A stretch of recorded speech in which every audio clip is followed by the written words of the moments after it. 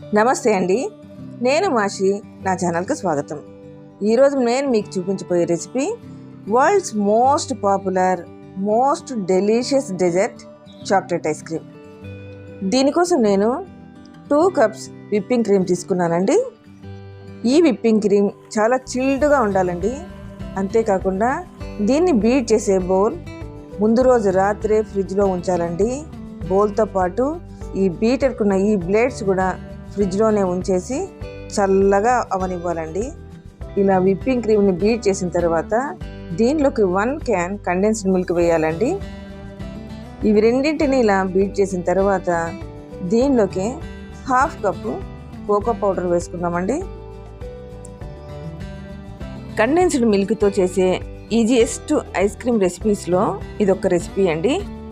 కేవలం 3 ఇంగ్రీడియంట్స్తో చాలా టేస్టీ ఐస్ క్రీమ్ని ఇంట్లో ఈజీగా ప్రిపేర్ చేసుకోవచ్చండి.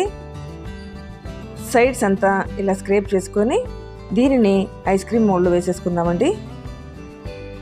ఇలా స్మూత్ కన్సిస్టెన్సీలో ఉండాలండి.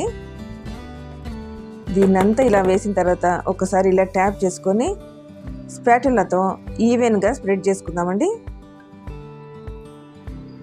ఇప్పుడు దీని మీద కొన్ని చాకో చిప్స్ని ఇలా స్ప్రింకిల్ చేసుకుందాము.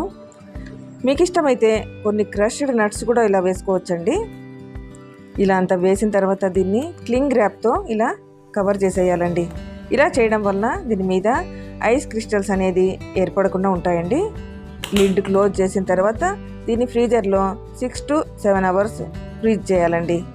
అదే ఓవర్ నైట్ ఫ్రీజర్లో ఉంచేసామంటే ఇంకా చాలా బాగా ఐస్ క్రీమ్ ఫామ్ అవుతుందండి. నెక్స్ట్ డే ఇలా ఓపెన్ చేసి చూద్దామండి. పర్ఫెక్ట్గా ఐస్ క్రీమ్ రెడీ అయిపోయిందండి. మనం యూజ్ చేసే ఈ స్కూపర్ని చల్లటి నీళ్ళతో ఒక్కసారి ఇలా కడిగి తర్వాత ఐస్ క్రీమ్ తీయడానికి వాడదామండి.